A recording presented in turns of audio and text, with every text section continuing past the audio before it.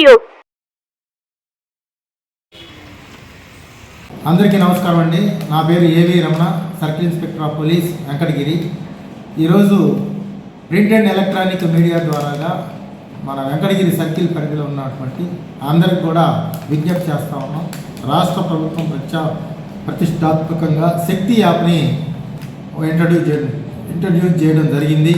ఈ శక్తి యాప్ ప్రత్యేకించి మహిళలకు ఉద్దేశించింది కాబట్టి ఎవరైనా ఈ యొక్క శక్తి యాప్ ద్వారాగా మీరు మీ సమస్యని తెలియపరిచినట్టయితే క్షణాల్లో పోలీసు వారు ప్రత్యక్షమై మీ సమస్యని సాల్వ్ చేయడానికి ఆస్కారం ఉంటుంది.